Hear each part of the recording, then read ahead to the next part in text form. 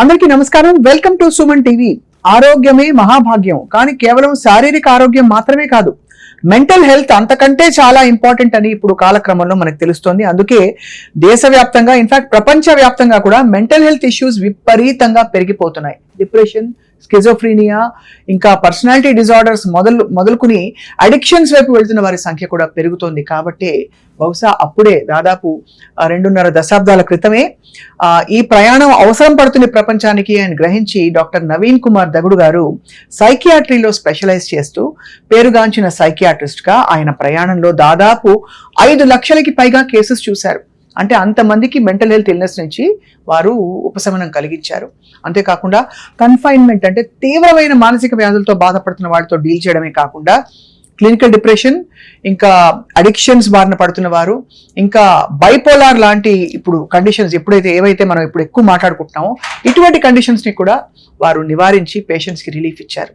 నిజంగా ఎంత పేషెన్స్ కావాలి ఈ ప్రొఫెషన్లో ఉండాలంటే. Well, I have with me doctor Naveen Kumar garu. వారితో మరిన్ని విషయాలు మాట్లాడదాం. నమస్కారం. నమస్తే sir. Welcome to Suman TV sir. Thank you. So first of all, మీ ప్రయాణం ఈ గత ఎన్ని సంవత్సరాలు సార్? దాదాపు ఇవాళ నియర్లీ 20 years అండి. సో 20 years గా ఎలా కొనసాగింది, ఎలా మారిపోయింది ప్రపంచం మీ కళ్ళ ముందే? మనిషి యొక్క సెల్ఫ్ తెలుసుకోవాలి అంటే మెడికల్ సైన్స్ అనేది ఒక accurate science, near to accurate science గా మనం చెప్పవచ్చు. రెండింటి మధ్య ఉన్న బ్రిడ్జ్ సైకియాట్రీ. ఒకటి మాలిక్యులర్ సైన్స్, మెడికల్ సైన్స్ అనేవి, ప్లస్ మెంటల్ హెల్త్ అనేది. ఈ రెండింటికి బ్రిడ్జ్ లాంటి సైన్సే సైకియాట్రిక్ న్యూరో సైన్స్.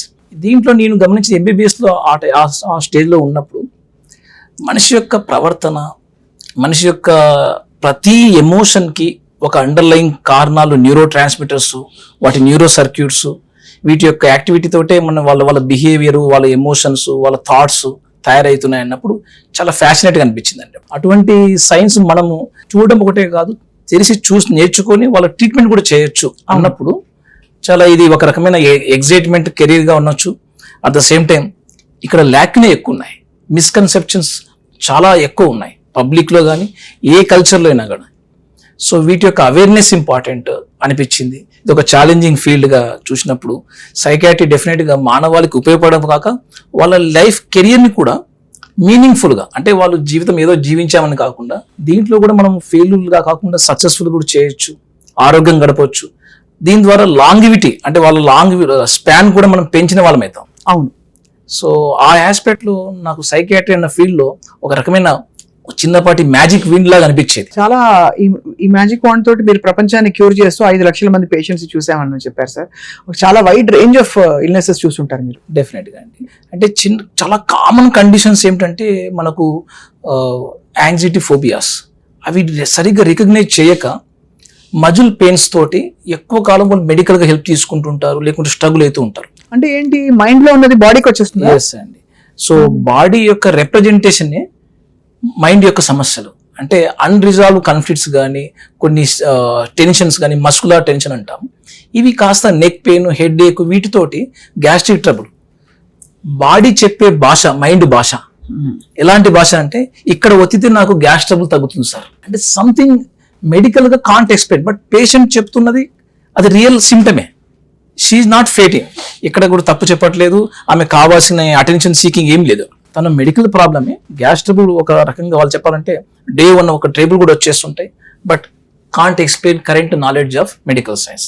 సో మరి ఏంటి, ఎలా ఎక్స్ప్లెయిన్ చేస్తాం అన్నప్పుడు మా psychiatric neuroscience psychosomatic illness వాటి ద్వారా కానీ, ఒక డిప్రెషన్, యాంగ్జైటీ అనే జబ్బులు మేము చూడడం, ఇవి చాలా పబ్లిక్లో చాలా ఎక్కువనే ఉన్నాయి మోతాదులో. జనరల్ మెడికల్ బ్రాంచెస్ మనం చూస్తే 30 to 40% కేసెస్ అవి సైకియాట్రిక్ కేసెస్, సైకియాట్రిస్ట్గా డీల్ చేయాల్సిన కేసెస్.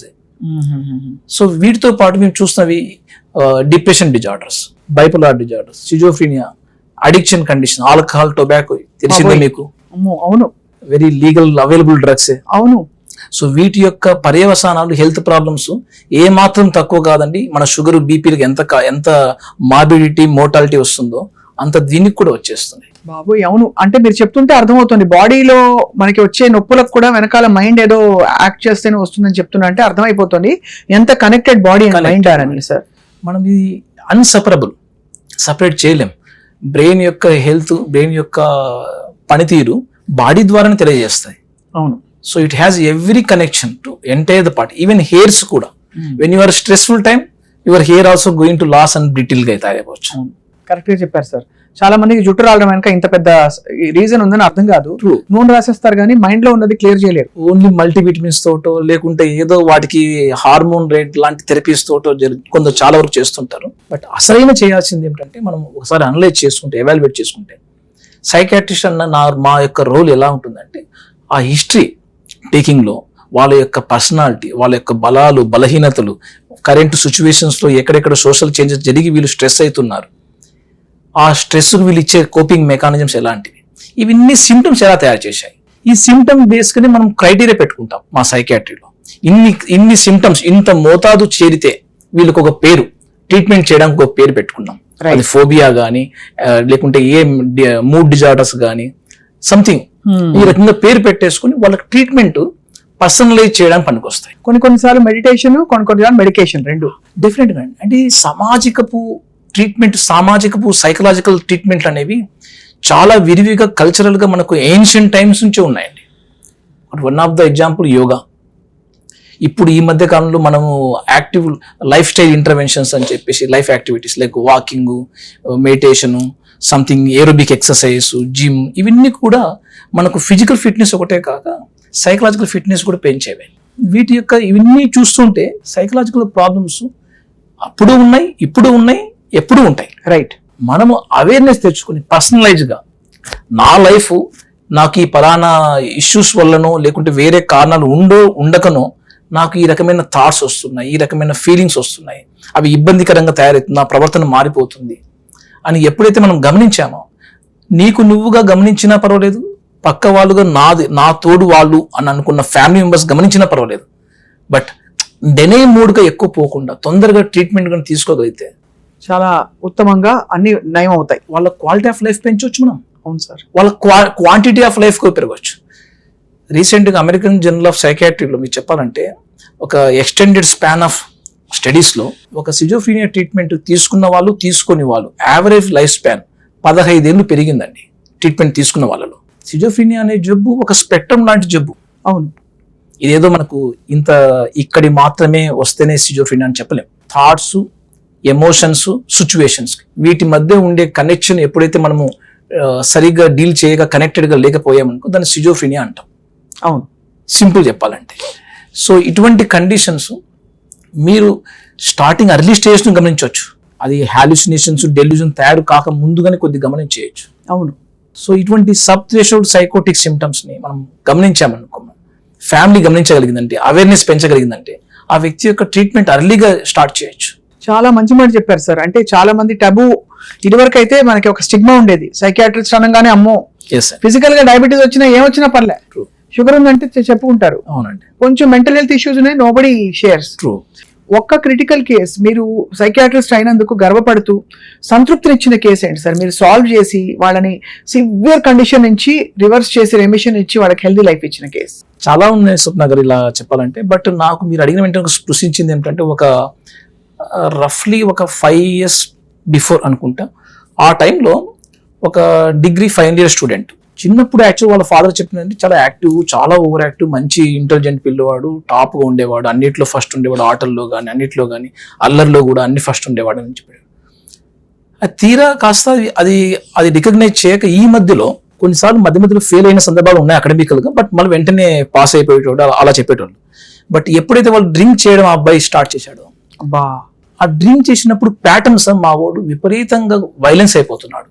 ఎప్పుడో పాతవి తీసుకొని టెన్షన్, చిన్న చిన్న విషయాలకి పెద్దగా రియాక్ట్ ఇచ్చేసి పగలగొట్టేయడం, సామాన్లు చిందరవందం చేసేవాళ్ళు, కొట్టడానికి పోయేవాళ్ళు, ఇలా వైలెన్స్ ఎపిసోడ్స్ వచ్చేవి. తీసుకుంటే పూర్తిగా ఒకసారి రోడ్డు పడిపోయేందుకు తీసుకునేటోడు, అలా తీసుకొచ్చారు. ఆ వైలెన్స్ టైంలో మాటికి వైలెన్స్ ఎపిసోడ్స్ రికరెంట్గా వచ్చేవాళ్ళు. ట్రీట్మెంట్ తీసుకునేవాళ్ళు. వాళ్ళకు బైపోలార్ డిజార్డర్ అని పేరు పెట్టేసి వాళ్ళకు ఒక ట్రీట్మెంట్ కూడా స్టార్ట్ చేశారు. బైపోలార్ సార్ ఇది? సో ఇది చిన్నపాటి మూడు ఎపిసోడ్స్ వచ్చాయి, ప్రతిసారి కూడా డ్రింకింగ్ తోటి. బట్ ఎప్పుడైతే వచ్చిందో అప్పుడు పేరెంట్స్ కన్సర్న్ ఎక్కువైపోయింది. ఏంటిది, ఎందుకు ఇలా తయారవుతున్నాడు అని చెప్పేసి ఎవాల్యుయేషన్ చేసుకుంటే మా దాంట్లో ఇలా మామూలు వాళ్ళకన్నా ఈయన ఎందుకు పెక్యులర్ గా డిఫరెంట్ తాగుతున్నాడు. మిగతా గ్రూప్ ఆఫ్ ఫ్రెండ్స్ ఉన్నారు, బట్ అందరూ ఇంత ఎక్కువ ఇంపైర్మెంట్ రాలేదు. ఈయన విషయంలో ఎందుకు ఇలా ఇంపైర్మెంట్ జరుగుతుంది? అన్నప్పుడు క్వశ్చన్ చేస్తే హిస్టరీ తీసుకున్నప్పుడు ఆయనకి impulsivity phenomena, attention deficit problems ఇవి ఎప్పటి నుంచో ఉన్నాయి. ఓహో. తను ఏమంటున్నాడు, ఆ డ్రింక్ నాకు పనికి వస్తుంది సార్, టెంపరీగా రిలీఫ్ ఇస్తుంది, నాకు రిలాక్స్ చేస్తుంది, హైపర్ యాక్టివ్ డిజార్డర్ నుంచి కామ్ డౌన్ చేయడం పనికి వస్తుంది సార్, నాకున్న అగ్రెషన్ టెండెన్సీస్ తగ్గించేస్తుంది, నేను తీసుకుంటున్నప్పుడు దస్వే నేను ప్రతిసారి కూడా నాకౌట్ అయ్యేంత తీసేసుకుంటున్నా, ఎప్పుడు కూడా అంటే ఆయన సెల్ఫ్ మెడికేషన్ వాడుతున్నాడు ఆల్కహాల్. ఈ అడల్ట్ ADHDs అండ్ కండిషన్స్ నేను మా యొక్క ట్రైనింగ్ లో డివా స్కేల్ లాంటి స్కిల్స్ అప్లై చేసుకుంటూ తీసుకుంటే ఎస్ డెఫినెట్ గా ఆయన క్రైటీరియా ఫుల్ అయ్యాడు. ఎప్పుడైతే ఆయనకు నాన్ స్టిమ్యులెంట్ పెట్టి ఆల్కహాల్ ట్రీట్మెంట్ చేయడం స్టార్ట్ అయిందో పర్సనలైజ్ గా, ఆయన ట్రెమెండస్ గా ఇంప్రూవ్మెంట్, ఆల్కహాల్ తగ్గించుకునే ఒకటే కాక తను కెరీర్ పైన ఫోకస్ పెరిగిపోయింది. ఎలా సార్, ఏం చేస్తారు? లాస్ట్ గా ఆయన ఒక 1 year 2 years తర్వాత he will be crack his groups also. Now is working a good commercial tax officer. గొప్ప విషయం సార్. సో ఏంటి వాళ్ళ యొక్క అచీవ్మెంట్ అంటే తను సాధించగలిగాడు, ఫ్యామిలీ చేసుకోగలిగాడు, ఒక అప్పుడు అన్మ్యారీడ్ పర్సన్ ఇప్పుడు మ్యారీడ్ అయ్యాడు, family is now living with productive life. ఇది ఒక మంచి సాటిస్ఫాక్షన్ ఇచ్చిన ఒక కేసు అండి. సో ఇది ఏం case sir exactly? What is this diagnosis? Alcohol dependence అనేది మనకు ఒక స్పెక్ట్రమ్ లాగా తయారైతూ వస్తుందండి. ఫస్ట్ లో వీళ్ళు హార్మ్ఫుల్ యూజ్ స్టార్ట్ అయిపోతుంది. అంటే వాళ్ళు తీసుకుంటున్న ఆల్కహాల్ సైకలాజికల్ హార్మ్స్ కానీ ఫిజికల్ హార్మ్స్ కానీ తయారు చేస్తారు. అంటే వైలెన్స్ ఎక్కువైపోతున్నాయి ఎపిసోడ్స్. ఈ వైలెన్స్ ఎపిసోడ్స్ తో కాక తనకు మిగతా ఫ్యామిలీ కయోస్ కూడా తయారైపోయాయి. ఈ ఆల్కహాల్ యూజ్ ప్రాబ్లమ్ ని మనం ADHD కండిషన్ కోమార్బిడ్ గా ఉంది. ADHD సప్రెస్ చేయడానికి ఇది ఆల్కహాల్ ని తను ఇప్పుడు ఉన్న ప్రెజెంట్ ఉన్న మెడికల్ షాప్, ఎలాంటి మెడికల్ షాప్ ఉన్నా ఇవి రూల్స్ కావాలి, ఆ మెడిసిన్ కావాలంటే schedule H drugs, doctor prescriptions ఇవన్నీ అడుగుతారు. కాబట్టి తనకు అంతగా అవేర్నెస్ కూడా లేదు బేసికల్ గా. సో తను ఆల్కహాల్ ని ఈజీగా ఫ్రెండ్స్ ద్వారానో ఇంకో కల్చర్ ద్వారా వచ్చిన పరిచయమైనది తను రిలీఫ్ చూడగలిగాడు. అవి ఎక్కువగా ఓవర్ యూజ్ కావడం, బింజ్ ఎపిసోడ్స్ ఎక్కువైపోయాయి. ఈ బింజ్ ఎపిసోడ్స్ తనకు కావాల్సినంత లైఫ్ కయోస్ పెంచేశాయి. బికాస్ దీని వల్ల అంటే మెడనొప్పికి మందేస్తే మోకాలు నొప్పి వచ్చినట్టు. ఎగ్జాక్ట్లీ. ఒక దాన్ని ట్రీట్ చేయడానికి కోప్ అవ్వడానికి పాపం అలాగా ఒక దీనిలోకి వెళ్ళిపోయాడు అతను. ప్రతి ఎగ్జామ్ ముందు స్ట్రెస్ అయ్యే ముందు తను డ్రింక్ తీసుకోవాల్సి వచ్చింది. డ్రింక్ తీసుకున్న తర్వాత తన యొక్క ఇంపైర్మెంట్ ఇంకా పెరిగిపోయింది. ఇంకా సో అతనికి మెడికేషన్ ఇచ్చారా సార్, లేకపోతే కౌన్సిలింగ్? మెడికేషన్ తో పాటు ఫస్ట్ తన యొక్క వాడిన విధానము, వాడిన తర్వాత ఆయనకు వస్తున్న బెనిఫిట్స్ ఏంటి, నష్టాలు ఏంటి ఒకసారి అనలైజ్ చేసుకుంటే తను డెఫినెట్ గా ఇది ఒక ప్రాబ్లమ్ గా రికగ్నైజ్ చేసి స్టార్ట్ చేశాడు. ఎస్ సార్, దీనికి నాకు అటెన్షన్, హైపర్ యాక్టివిటీ గుణం తగ్గితే నేను ఫోకస్ చేయగలిగాడు. మెడిసిన్స్ పెట్టడంతో పర్సనలైజ్ ట్రీట్మెంట్ ప్లాన్ చేసే తర్వాత చిన్న మోటివేషన్ సెషన్స్ ఆల్కహాల్ కి మనకు పనికొచ్చేలా చేసుకుంటే తను మోటివేషన్ సస్టైన్ అవుతుంది. తన వర్క్ ఇంప్రూవ్మెంట్ చూడగలుగుతున్నాడు. ఎవ్రీ 3 months, ఎవ్రీ 6 months తన లైఫ్ లో వస్తున్న మేజర్ చేంజెస్ తను ఎప్పుడైతే నావి అని భావించడం స్టార్ట్ చేశాడో మంచి రస్తలో తను కంప్లీట్ గా క్విట్టింగ్ దారి ఎంచుకున్నాడు. అల్టిమేట్ గా తను జాబ్ కూడా క్రాక్ చేయాలి.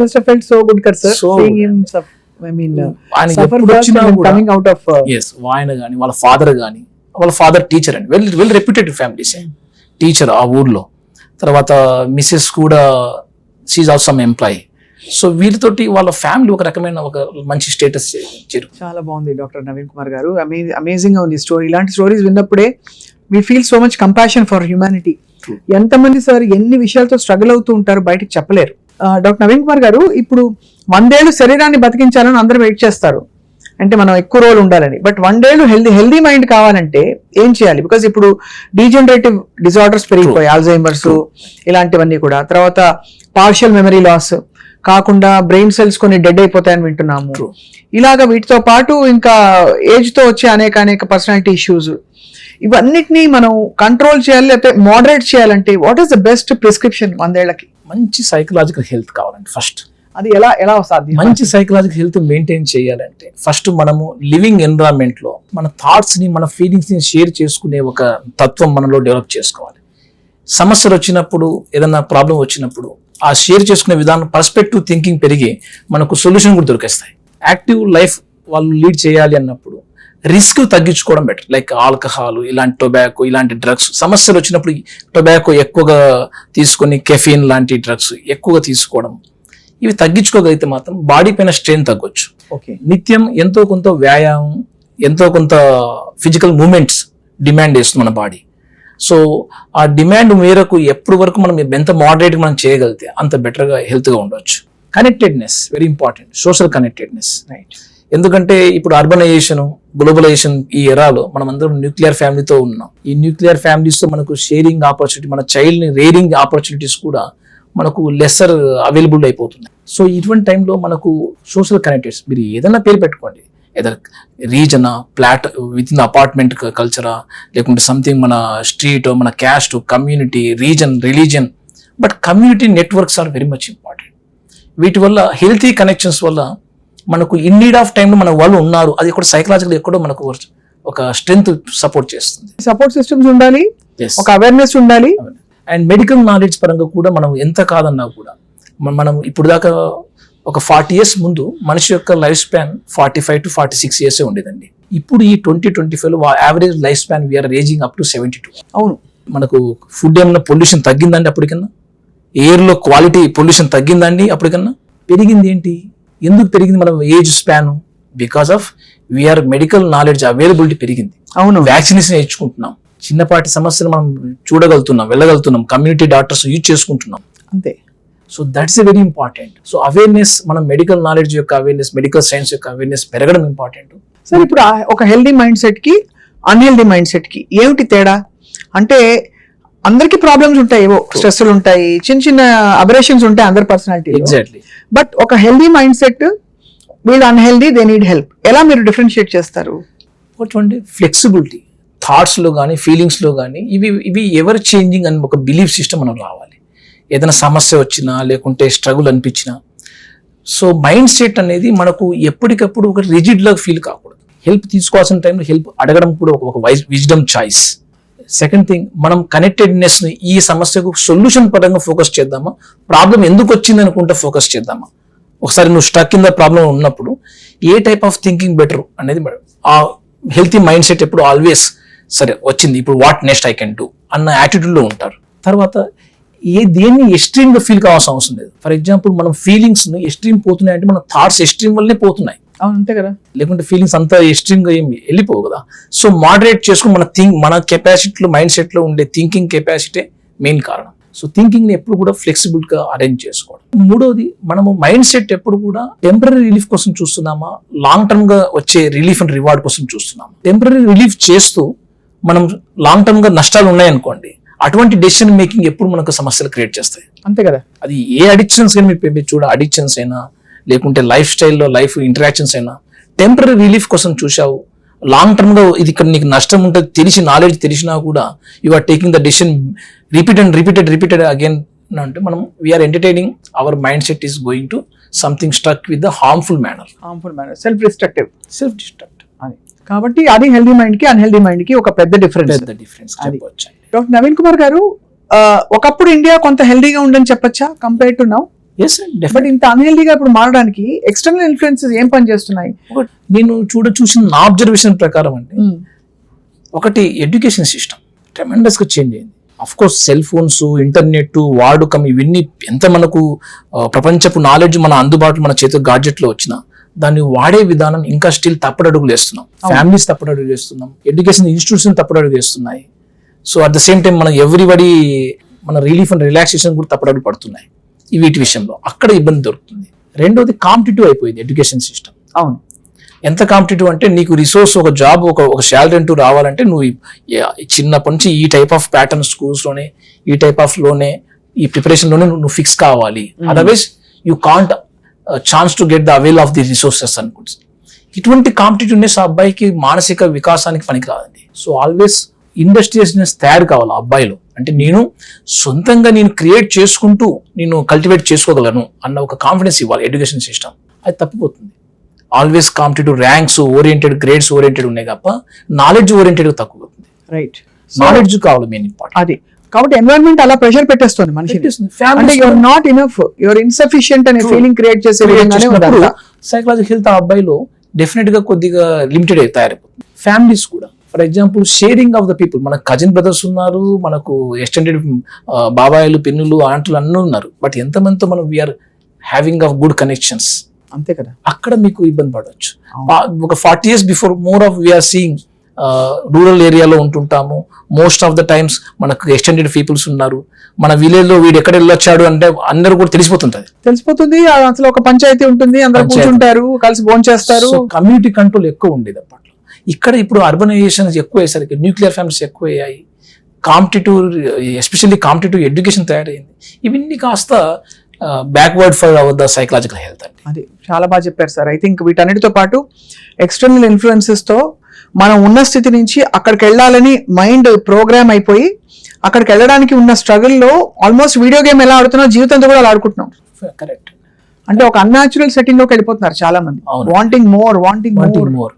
సో గ్రీడీనెస్ అంటే ఎంతవరకు మనకు తృప్తి అంటే, for example even for that not only money, even for that matter of the any resources there is no limit. మనకు ఒక లిమిట్ అంటూ పెట్టుకోవాలి. అప్పుడే సైకలాజికల్ హెల్త్ ఫస్ట్ దారి. మనం అంటే సార్ ఇది ఒక రకంగా రిట్రోగేట్ ఫర్ ద డెవలప్మెంట్ కదా అనుకోవచ్చు. డెవలప్మెంట్ ని తర్వాత మన సైకలాజికల్ హెల్త్ ని చాలా దగ్గరి లింక్ ఉన్నాయండి. Correct. Development definitely one of the good sign for the psychological good health. Psychological health ఉంటేనే ఆ కంట్రీ బాగా డెఫినెట్ గా యంగ్ గా తర్వాత ఇన్నోవేటివ్ నేషన్ గా డెవలప్ కావచ్చు. బట్ ఈ గ్రీడీ థింగ్ పర్సనల్ లెవెల్లో మనం సాటిస్ఫై చేసుకోవాలి. సో తల్లిదండ్రులుగా చెప్పగలగాలి. దెర్ ఇస్ మల్టీ టాస్కింగ్ చేయొచ్చు, but how long, how greedy, is it hurting your psychological health? నువ్వు వర్క్ చేస్తూ బంట్ అవుట్ అయిపోతున్నావు, take rest, limit your self. So ఈ రకమైన కమ్యూనికేషన్ ఇంపార్టెంట్. చాలా మంచి మాటలు చెప్పారు సార్. మీరు ఇవన్నీ మిస్ అవుతున్నాం మనం కూడా. Even as adult sir, we all miss good things in life కదా. మంచి ఫ్రెండ్స్, మంచి టైం తీసుకుని అందరినీ కలవడం, అది లేకుండా పరుగులు తీస్తున్నాం. సాయంత్రం వరకు పరుగులు తీయడం, అలసిపోవడం, ఇంకా ఇవాళ అయిపోయింది, నెక్స్ట్ రేపేంటి మళ్ళీ పరుగులు పరిగెత్తడం. డాక్టర్ నవీన్ కుమార్ గారు, మీరు మీ మైండ్ సెట్ ని ఇప్పుడు ఇంతమంది పేషెంట్ 5 లక్షల మంది చూస్తుంటే ఎక్కడో అక్కడ వాళ్ళ ప్రాబ్లమ్స్ మిమ్మల్ని మనకు కూడా డిస్టర్బ్ చేస్తాయి. ఎలా అయితే ఒక డాక్టర్ వైరస్ ఒక ఐసీయూలోనో లేకపోతే ఒక కమ్యూనికబుల్ డిసీజెస్ వార్డులో పనిచేస్తే వైరస్ వాళ్ళకి అంటుకుంటుంది కదా, అలాగే ఈ మెంటల్ హెల్త్ ఇష్యూస్ అన్ని చూసి మీ మైండ్ కూడా అప్పుడప్పుడు మీరు మేబీ ఫీలింగ్ డల్, అయ్యో ఇలా అయిపోతున్నారు అందరూ అని. So how do you keep your self balance sir? Me body, me mind, me routine ని హెల్దీగా ఎలా పెట్టుకుంటారు మీరు? స్వప్న గారు, డెఫినెట్ గా కొన్నిసార్లు ఓవర్ బర్డెన్ అయ్యాము అన్న ఫీలింగ్ వచ్చినప్పుడు కొద్దిగా బ్రేక్స్ తీసుకుంటాం important. For example quality of time with the kids అనో ఫ్యామిలీనో మనం కొద్దిగా స్పెండ్ చేయగలిగితే సంథింగ్ మనకు అది స్ట్రెస్ బస్టర్ పనికి వస్తుంది. వాళ్ళతో కలిసి క్రికెట్ ఆడడం, చెస్ ఆడడం, సంథింగ్ క్యారమ్స్ ఆడుకోవడం, ఇలాంటివి చేసినప్పుడు అంటే మనకు సెన్స్ ఆఫ్ ఫీలింగ్ సాటిస్ఫాక్షన్ అనిపించాలి. తర్వాత వర్క్ ఎప్పుడు కూడా వచ్చే పర్సన్ యొక్క స్టోరీని ఎంపతిగా అండర్స్టాండ్ చేసుకోవడం అనేది అలవాటైనప్పుడు ఇది ఒక సాఫ్ట్ స్కిల్ మా సైకియాట్రీలో చెప్పాలంటే. అంటే ర్యాపోర్ట్ అంటే తన యొక్క ఇన్ఫర్మేషన్ ని నేను అండర్స్టాండ్ చేసుకున్నా అన్న ఒక భరోసా ఇవ్వాలి. ఆ భరోసా ఇచ్చే ప్రాసెస్ లో మనం కొన్ని సాఫ్ట్ స్కిల్స్ వాడుతూ ఉంటాం. అది మా ప్రొఫెషనల్ సైకియాట్రీ ట్రైనింగ్ లో పార్టే అండి ఇది. సో మనం be prepare for the other persons sufferings మనం వినడానికి రెడీగా ఉంటాం. అట్ ద సేమ్ టైం వాళ్ళ పర్సన్స్ ఎందుకు తయారయ్యాయి అన్న ఇన్వెస్టిగేటివ్ కోణంలో ఉంటుంది మన మైండ్ సెట్. అంతే. So will be not be touch with the our inner psychological self. In case working hours వల్ల మనకు స్ట్రెయిన్ అవ్వచ్చు, లేకుంటే ప్రొలాంగ్డ్ టైమ్స్ కొద్దిగా వర్క్ పేషెంట్ లోడ్ ఎక్కువైనప్పుడు అటువంటి టైంలో స్ట్రెయిన్ అవ్వచ్చు, ఫిజికల్ గా స్ట్రెయిన్ అవ్వచ్చు. సైకలాజికల్ గా most of the times we are not strain much. అది. సో సైకలాజికల్ యూ కీప్, మీరు ఏమైనా చేస్తారా? ధ్యానము లేకపోతే దేవుడికి దండం పెట్టుకోవడం అలాంటివన్నీ ఉంటాయి sir? There is an number of way of our alternative complementary therapies. అంతే కదా. ప్రేయింగ్ అనుకో, వాకింగ్ అనుకోండి, ఫిజికల్ ఎక్సర్సైజ్ అనుకోండి, ఇవన్నీ కూడా మనకు ఎప్పటికప్పుడు కొద్దిగా బూస్టర్ లా చేస్తుంటాయి, స్ట్రెస్ బస్టర్ లా పనిచేస్తుంటాయి. నా విషయం వస్తే మార్నింగ్ వాకింగ్ కానీ నైట్ వాకింగ్ కానీ I will feel prefer much more relax after the time. అంటే ఒక రకంగా పడుకోవడానికి ముందు ఒక హాఫ్ అన్ అవర్ టైం నాకంటూ కేటాయించుకుంటే ఆ టైంలో కొద్దిగా వాకింగ్ చేస్తూ, so they how it will be feel for my self, is it really serving my inner heart or not. So ఎప్పుడైనా ప్రతి ఒక్కరు కూడా జెన్యున్ గా మన ఫీలింగ్స్ రికగ్నైజ్ చేస్తే మాత్రం మనం హానెస్టీ దాని రెస్పాన్స్ ఇవ్వడం అలవాటు చేసుకుంటే I think everybody will be in the right track అనిపించవచ్చు. చాలా మంచి మాట చెప్పారు సార్. ఇది కూడా ఐ థింక్ చాలా మంది నా ఫ్రెండ్స్ ఈ కౌన్సిలింగ్ లో సైకాలజీలో ఉన్నవాళ్ళు చేసే ఏం లేకపోతే నెయిల్ పాలిష్ చేసుకుంటూ కాసేపు కూర్చో, ఫోకస్ ఆన్ యువర్ సెల్ఫ్. ఏం లేకపోతే జస్ట్ డూ డీప్ బ్రీదింగ్, ఏదో ఒకటి చేయి, బట్ అన్ని కట్ ఆఫ్ చేసేసి ఒక ఫోకస్డ్ యాక్టివిటీ ఒకటి పెట్టుకుంటే కూడా మైండ్ రిలాక్స్ అవుతుంది అని చెప్తుంటారు సార్. సో అది డాక్టర్ నవీన్ కుమార్ గారు, ఒక అన్ని రకాల అడిక్షన్స్ ఇప్పుడు చూసాం. మన ఆల్కహాల్, సిగరెట్, ఇంకోటో, కొంతమందికి రిలేషన్షిప్ అడిక్షన్స్ ఉంటాయి. True. ఇప్పుడు లేటెస్ట్ గా అందరినీ పట్టి పీడిస్తూ across continents and across ages ఇదిగో ఈ addiction, cell phone, cell phone addiction, mobile. So దీని గురించి మీరేమంటారు సార్? అంటే ఇది ఎంత బ్యాడ్ అడిక్షన్ అని మీరు అనుకుంటున్నారు, అండ్ దీని వల్ల వచ్చే పరిణామాలు ఎలా చూస్తున్నారు మీరు in children, especially young adults? ఇది మనము ఈ 15 years స్పాన్ లో చూసిన పెను మార్పు, చేంజ్ ఏదన్నా ఉంది, ప్రతి ఒక్కరి చేతిలో సెల్ ఫోన్ వచ్చేయడం. అవును, ఇది మన ఫ్యామిలీస్ లో మన బెడ్రూమ్ దాకా వచ్చేసింది. బెడ్ పక్కనే, మన హెడ్ పక్కనే పెట్టుకోవాలంతగా వచ్చేసేది. సో వీటిని మనము కొందా చెప్పినట్టు కొందరు దాన్ని మేనేజ్ చేయడం తడబడుతుండొచ్చు. ఇక్కడ అప్పుడు పర్యవసానాలు వస్తున్నాయి, ఎస్పెషల్లీ పిల్లలు, వల్నరబుల్ ఏజ్ అంటాం దీన్ని. ఆ టైంలో వీళ్ళకు వాళ్ళు ఇన్ఫర్మేషన్ ఒకటే కాకుండా రియల్ వరల్డ్ ఇచ్చే ఒక ఫన్ యాక్టివిటీ, అంటే గేమింగ్స్ కానీ, ఫ్రెండ్షిప్ రిలేషన్షిప్ వాట్సాప్లో లేకుంటే ఫేస్బుక్లో ఉండే ఫాలోవర్స్తో కంపేర్ చేస్తున్నారా? వేరే వాళ్ళు చెప్పే నీ ఐడియా, నీ యొక్క ఫ్రెండ్షిప్ నేచర్ని అడ్మైర్ చేయడానికి ఇది ప్రిఫరెన్స్ కాక సెల్ ఫోన్లో వచ్చే డిస్లైక్స్ తోటి నువ్వు వ్యాలిడేట్ చేసుకుంటున్నామా? ఇవి ఎప్పుడైతే చేసాం పారా వరల్డ్ క్రియేట్ చేసుకుంటున్నట్టే మెల్లగా. దీనికి ప్రయారిటీ మెల్లమెల్లగా రియల్ లైఫ్ యాక్టివిటీస్తో కాంపిటేటివ్గా వెళ్ళిపోయింది, ఇంకా ఎక్కువ వెళ్ళిపోయింది అన్నప్పుడు మనం ఎక్కువ ఓవర్ ఇన్వాల్వ్మెంట్ అయిపోతున్నాం. అంటే మోర్ దాన్ 2 hours ప్రయార్ కన్నా ఎక్కువగా మనం సెల్ ఫోన్ చూస్తున్నాం పర్ డేలో అంటే ఎస్, ఇదేదో కొద్దిగా మన ట్రెండ్, మన లైఫ్లో సిగ్నిఫికెన్స్. అంటే నాన్ వర్క్ రిలేటెడ్ యాక్టివిటీస్ ఎక్కువ చేస్తున్నాం సెల్ ఫోన్లో 2 hours కన్నా ఎక్కువగా అన్నప్పుడు ఇది ఒక పారామీటర్ అండి. ఇది ఎక్సెసివ్ యూజ్ అయిపోతుంది అని చెప్పేసి పిల్లల్లో ఇది ఒక రకంగా డెవలప్మెంట్లో ఎంతగా ఇన్ఫ్లుయెన్స్ చేస్తుందంటే ఎమోషనల్ రెగ్యులేషన్ విషయంలో వెరీ ఆపర్చునిటీ తగ్గిపోయాయి. తను బయట ఎన్విరాన్మెంట్ పిల్లలు ఆడడం ఇది తగ్గిపోయేసరికల్లా ఎమోషనల్ రెగ్యులేషన్ స్కిల్స్ బాగా దెబ్బతీస్తున్నాయండి. దీనివల్ల ఇంకొకటి ఏంటంటే ఒక ఆర్టిస్టిక్ థింకింగ్లో, అంటే వేరే వాళ్ళ యొక్క ఫీలింగ్స్, సాఫ్ట్ స్కిల్స్ ఎలా ఉంటాయి, మనం ఇలా రియాక్షన్ ఇస్తే, మనం ఈ చెప్తూ ఉంటే ఆటోమేటిక్ మన బ్రెయిన్ ప్రాసెసింగ్లో ఆటోమేటిక్ తెలిసి వస్తుంటుంది. స్వప్న గారు నేను చెప్పే కంటెంట్ను యాక్టివ్గా లిజన్ చేస్తున్నారా లేదా అనేది మనకు ఆటోమేటిక్ ప్రాసెస్ తెలుస్తుంటుంది కదా. ఇవి గుర్తించడంలో తగ్గిపోతాయి పిల్లలు. అవును, కరెక్ట్. వీటి వల్ల ఎంపతి లెస్గా కనిపిస్తున్నారు పిల్లలు. బ్లంట్ ఆన్సర్ ఇస్తున్నాడు సార్ మా పిల్లవాడు చెప్తుంటే, అసలు ఎమోషన్ చూపించట్లేదు. నో, బ్రెయిన్ అనే ఒక సెన్సిటివ్ పార్ట్స్ ఏరియాస్లో ఏసీసీ కార్టెక్స్ అని ఉంటుంది, యాంటీరియర్ సింగులేట్ కార్టెక్స్, ఇన్సులా అనే కొన్ని ఏరియాస్ ఉన్నాయి. ఈ ఏరియాస్ ఫీలింగ్స్ని అండర్స్టాండబుల్ వేగా ప్రాసెస్ చేయాల్సిన ఏరియా సరిగ్గా డెవలప్ కావట్లేదు. అవును, ఎందుకు? తను మిగతా పిల్లలతో కలిసి ఆడుకోవడము, ఒక టీం తయారు చేసుకోవడం, ప్లాన్ చేయడము, ఎడ్యుకేట్ చేయడము, సక్సెస్ పొందడము, లాస్ అయినప్పుడు నేర్చుకోవడము, ఈ సెట్ బ్యాక్స్ ని ఎమోషనల్ రెగ్యులేట్ చేస్తాయండి. అంటే లైఫ్ స్కిల్స్ అసలు రావట్లే, ఇక్కడ రావట్లే. ఈ సెల్ ఫోన్ నీకు అలా రాదు కదా. ఓన్లీ నువ్వు ఆడేది eyes, brain, but not with the connection of the body. ఈ ఇంటగ్రేషన్ తగ్గినప్పుడు దాని యొక్క రిపర్కషన్స్, సో అక్కడ నుంచి they grow up to be dysregulated, emotionally dysregulate అయిపోతారు పిల్లలు. At the same time empathy తగ్గినట్టు అనిపించేస్తుంది, ఫీలింగ్స్ సరిగా అండర్స్టాండ్ చేసుకోవట్లేదు అనిపిస్తుంది. So friction of the social frictions ఎక్కువైపోతాయి ఈ పిల్లలు. ఎక్కువ వాడే కొద్దీ మనం చదువు పైన, అకాడమిక్స్ పైన quality of attendance, attention focus అవి తగ్గిపోతాయి. వాటి యొక్క పర్యవసానం వచ్చా. రెండోది ఫ్యామిలీలో ఆ టైస్, పేరెంట్స్ గా వాళ్ళు ఎలా హెల్ప్ చేయాలో అర్థం కాక వాళ్ళు ఆర్గ్యుమెంట్స్ ఎక్కువైపోయాయి. అవును, ఫ్యామిలీ ఎన్విరాన్మెంట్ అంతా స్పాయిల్ అయిపోతుంది. బయటికి వెళ్ళడానికి తను ఇష్టపడట్లేదు, ఎక్కువ ఫ్రెండ్స్ లేరు. సో మళ్ళీ again to come to video games, ఈ సెల్ ఫోన్స్ చూడడం.